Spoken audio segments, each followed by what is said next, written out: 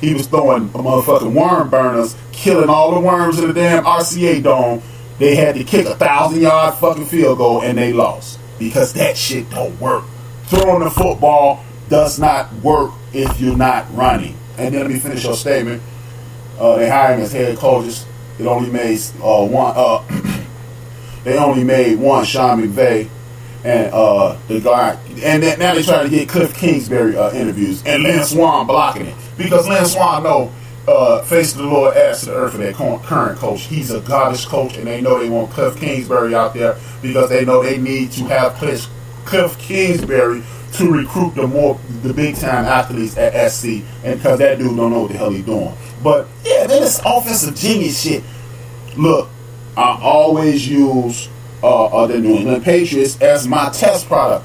I mean, you know what? It's easy to go to the Patriots because that's just like saying, "Oh, he was a good ball player, Michael Jordan." No, let's go to the middle of the pack. Let's go to the San Diego Chargers. The last 2 years, they got the new coach, and Phillip Rivers has had a Hall of Fame quality career. But when did they start winning again? When Melvin Gordon started kicking ass. The Kansas City Chiefs, Tiffany can attest to this. 40 points, 41 points a game. Hunt gone after the video kicking that girl in the ass. 32 points again. You cannot win in this league without running this football. And then I'll go back to the top of the food. Oh, here's another one. Drew Brees and Sean Payton threw the ball all over the yard for better than a decade. Yeah, you think so, Big Illinois, Kingsbury, Arizona? Even though my man have only been there a year?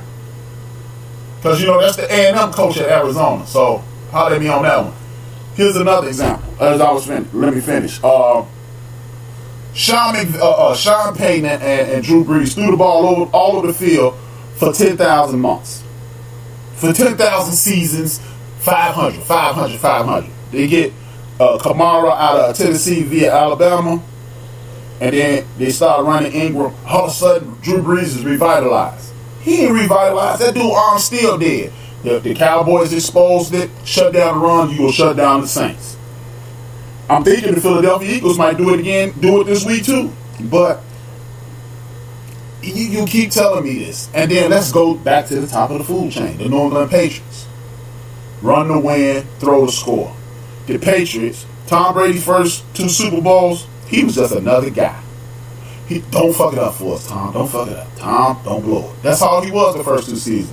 Seymour and McGinnis and Brewski and Ty Law and Lloyd Malloy and that crew, they was, what's up, Kesey in the building? What's up, man? They were ruling the roost. And then as Tom Brady got better, they made a trade for who? Corey Dillon, another 10,000-yard rusher. So they won 3 Super Bowls. They went 10 years without a Super Bowl because they had Smith up out of Buffalo, and then they had Marshall Faulk, either cousin or brother, one of the two. Kevin Faulk, I know they related. I don't know how they related. I know they related. They had Kevin Faulk, and they was mixing up the run with them. Then they got Dillon, won another Super Bowl. Didn't win one for 10 seasons until they got LeGarrette Blount and started mixing it up with him and other people. It's checkers, not chess. Stay in your lane, people. Big L in the building. Hey, Big L, you and Kirby, I think y'all related. Maybe. As you would say, maybe. But it's simple, y'all. You cannot win in the National Football League. You can't win in football without. Yeah, you might be able to point out a year in college where the running game wasn't as stellar as I am saying it should be. But I bet you can't show me a consistent situation where dudes throwing it all over the yard and they ain't do it. Dan Marino showed you that. John Elway showed you that. It's a bunch of dudes. Hey, there you go. Thank you, Clutch. According to the Browns report, according to reports, the Brown offensive coordinator Freddie Kitchens and Vikings interim coach, offensive coordinator Kevin Stepnowski are the 2 finalists for the Cleveland Browns job. Hey, there's another situation. Last year, those quarterbacks looked like stooges. Before my man Nick Chubb got into the groove, that offense was stagnant. Nick Chubb's rushes for 200 yards one game, and Johnny, what is his name? Faker will fail. Start lighting up the lead, and that's just the way it is. Big L. That's another thing I want to talk about. When I get into pro football, I'm gonna address what you said, Big L, because again, this is an example. The way they did that kicker in my hometown here in Chicago is a perfect example of why. Hey, Kirby, on the real side, you and Red and Big Illinois, y'all long time Benchwarmers, please follow Clutch Conversations. Please follow anybody with a show, please. That's dope content. If y'all been listening to me for 3 years, I know y'all love those shows. If you see somebody with a show, please follow it. It's important, and I'm going to address that in just a second. Now, back to college football. This is the last topic we're having on this. And it's the pimping of one Trevor Lawrence. Let me see. Al Thornton said, hey, Trevor, your hatred is shown. Oh, yeah. No. I don't hate the Browns. Believe it or not, I'm finna show you why I don't hate the Browns. HRAB is my name on here. My real name is Brian. I thought Brian was a unique name, and Brian Sipe used to be the quarterback of the Browns, so I was kind of like a low-key Brown fan. But I'm a Raider fan at heart, so when they beat the Raiders, when they beat the Browns 81, I had to kick them to the curb. I was hurt by that goddamn John Elway in the drive, too. So I don't hate the Browns. I just hate Baker Mayfield. If he could break his leg and somebody else come in, I'm going to get a Browns hat or something. I promise you. I promise you I will. But the pimping of Trevor Lawrence is about to take place.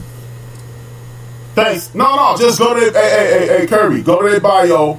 Clutch Conversations. DJ Knox. Mo Cheese. You know what? When we rap the groove, hot mix. When we rap later, I give you everybody to follow, and then you just follow. Thanks, bro. Much love. You too, Red. You too, Big Illinois. Much love to y'all. Thanks.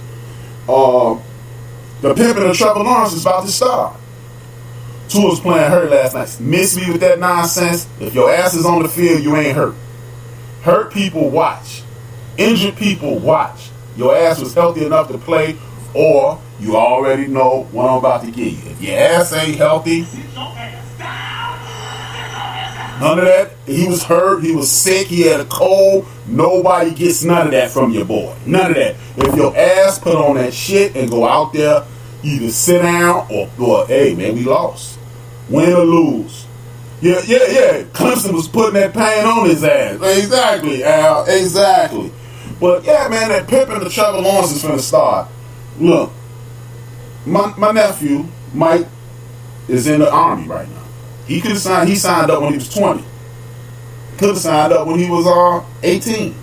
So I understand the NFL is a grown man league. But they need to be giving these young dudes some type of compensation, something. Because Trevor Lawrence jerseys are all across gonna be sold all across the nation. On campus, they gonna blow up, and he ain't gonna be able to get nothing but $65,000, $70,000 education. Nah, man, you need to be getting these kids something. Even if you just give them $12 an hour, get you about $25,000 a year. Give them $25,000 a year, man. Straight up, give them $25,000 a year. All right, give them something, man. Because look, okay, everybody on the team, it's like 106 scholarship athletes on the team. And you talking about $9 million. What, 2005 is 14 years ago?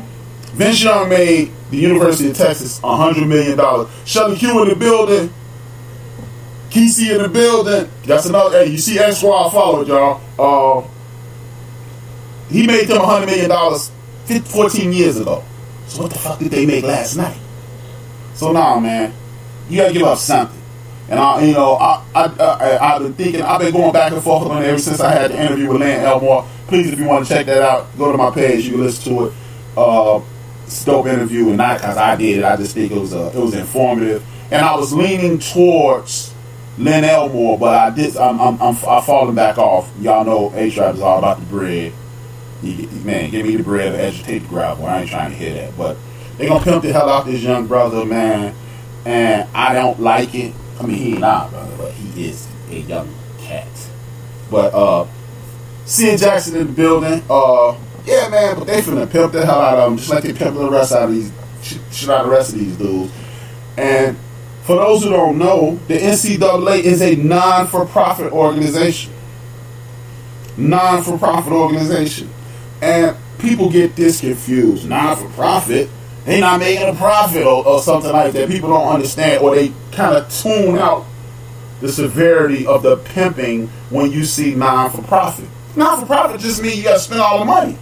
That means the employees get all the money, or the people at the top get all the money. That's all non-for-profit. Non-for-profit, you ain't doing no damn favor. This ain't a church. NCAA ain't a church or some type of homeless shelter. Yeah, they got a 501c3, but they ain't doing everybody else no good. Believe that. Dabo Swinney said he would quit if players get paid. 2 fingers, 1 word, Mr. Swinney. Kick rocks and flip-flops. Get the fuck on, man.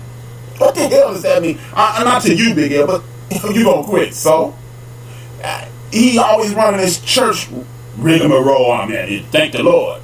Hey, man, the Lord said, give me some of that bread, homie. That's what the Lord tell you, man. Share. Share some of that. You know what, Dabo? Get some of that now. Tell you what. If you don't want the players to get paid,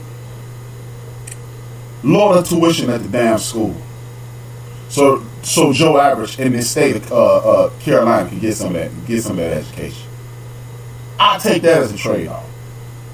If y'all don't want these players to get paid, when that $100 million pour in and all that dude's jersey sales pour in, and all that TV money start pouring in, lower the tuition, because y'all not spending the money on the kids. Y'all ain't handing out free lunches to everybody. Dabo talk about he'll quit football altogether, Big Illinois. Hey man, the Lovey Smith down in Illinois, and I don't want to hear no nonsense from you, man. I already know where you're going with that. Cayete Bendale. See. But I'm just saying, man. That Dabo Swinney thing kind of threw me off, Big L. Fuck him, man. But, you know, I'm just tired of these dudes. It's just too much money being passed over my head. You know, I refuse to use the term slavery because ain't nobody getting their ass whooped. Ain't nobody being stripped of anything. I'm not going to use slavery. I'm not going to insult the people who came before us and made it possible for us to actually be doing what I'm doing right now. I'm not going to insult them by saying that. But it's just, miss me with that. My man Big L said, Dabo Swinney said people should stand for the anthem. Oh yeah, I remember that shit too. That's, you know what, believe it or not, that's why I'm not a Dabo Swinney fan. Shannon Shaw said, and respectfully, he need to talk to him and respectfully disagree. See, man, I ain't even gonna get on the racial thing today, but it's just, with a name like H-Rod, what else can I do? Fuck that, man. The whole anthem thing, man. That anthem thing, I only watch football. I used to truly enjoy professional football.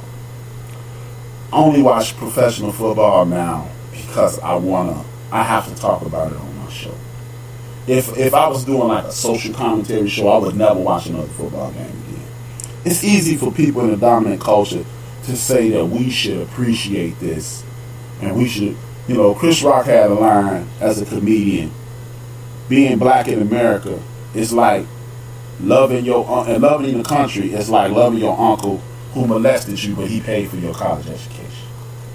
And that's exactly how I feel. You know, it's easy when you haven't been oppressed, when you haven't had your history stripped from you, and when people look at your community as if they are a detriment, not even paying attention to the fact that just about every major situation in the history of our country has come at the hand of our community. It is, I wasn't going to do this, I'm going to do it, man. It is the 100, it's the 100-year anniversary of what is called the Red Summer, people. And I'm going to do a commemorative t-shirt. And I want y'all to wear it because 100 years ago this summer, starting from May 30th to September 30th, people came back from World War I, and they saw people from our community